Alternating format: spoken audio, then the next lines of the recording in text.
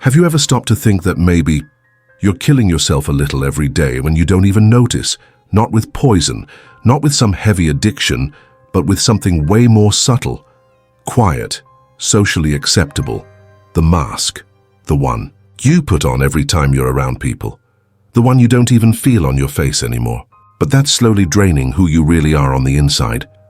Honestly, I've worn that mask too. Maybe I still do, and maybe you're wearing it right now while watching this video. Before we go any further, if this kind of reflection speaks to something inside you, consider subscribing to the channel. It's good to have people like you on this kind of journey. You know that moment when you say, "I'm fine," even when everything inside is collapsing, or when you smile to seem polite, even though you're screaming inside, or when you pretend to be strong just because you learned that showing weakness isn't safe. Yeah, that's the exact moment the mask sticks to your face, and the more you wear it, the harder it gets to take off. Worse, there comes a point where you forget what your real face even looks like. This isn't about some dramatic just be yourself speech from a cheap self-help book. This is about something real. A psychological process called the persona. A concept by Carl Jung said the persona is the image we present to the world. It's us, adapted, a kind of social character we build so we can be accepted, loved, respected, hired, followed, married. But here's the thing, the persona isn't fake, but it's not the whole truth either. Think of a beautiful theater mask, polished, impressive, but made to please the audience, not to show who's behind it. And that's where the danger begins. Because if you spend too much time being this acceptable version of yourself, you start to disappear on the inside. You drift away from your own truth, and that's when the symptoms show up. Anxiety for no reason. Emptiness, even when everything seems right. That weird feeling like you're acting, even when you're doing all the right things.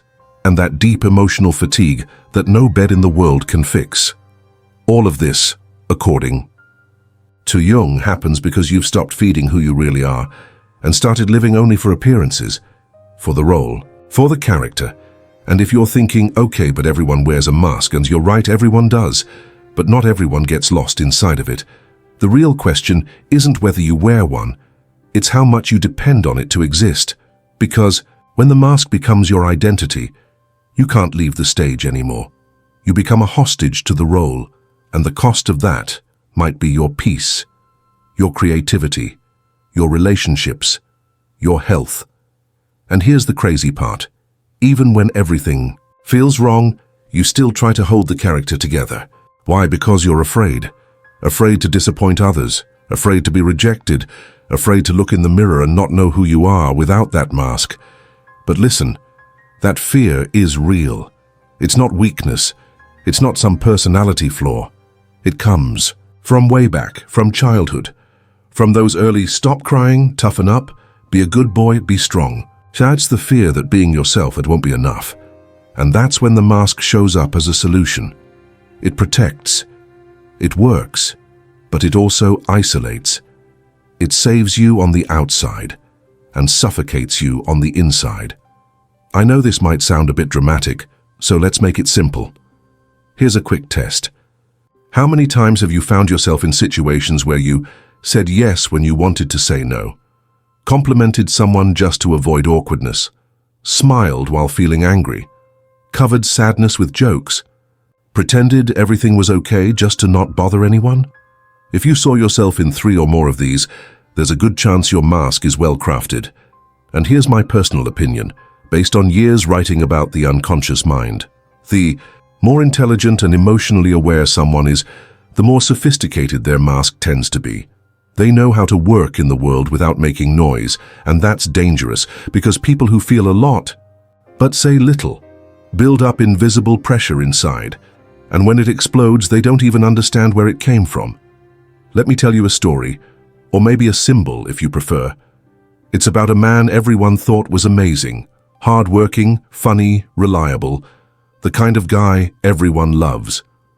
But inside, he was exhausted, tired of pretending, tired of smiling, tired of never being able to crack, tired of hiding the weird parts, tired of not being himself.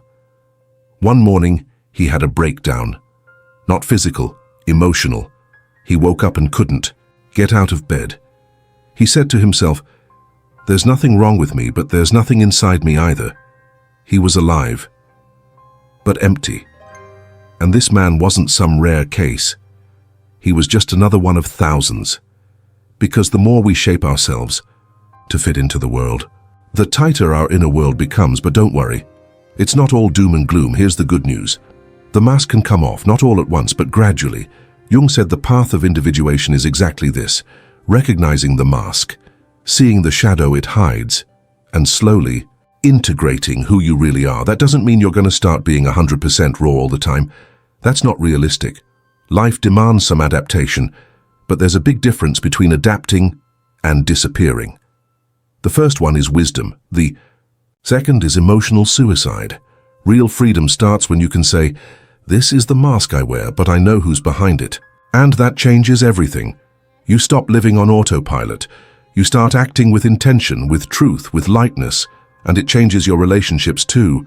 You start attracting people who connect with the real you, not with your performance. And if you're afraid that taking the mask off will make you more vulnerable, maybe. But it'll also make you stronger, because your strength won't come from other people's approval anymore. It'll come from something no one can take from you: the truth of who you are. And that brings me to a question, the kind that lingers in your head even after the video ends. Who are you when no one's watching? You don't have to answer right now, but if this question hits something inside you, leave a comment. Sometimes what you write might help someone else feel a little less alone. And if you felt like this video spoke to a part of you that's been forgotten, share it with someone. Maybe we help one more person take the weight off. I'll see you in the next deep dive.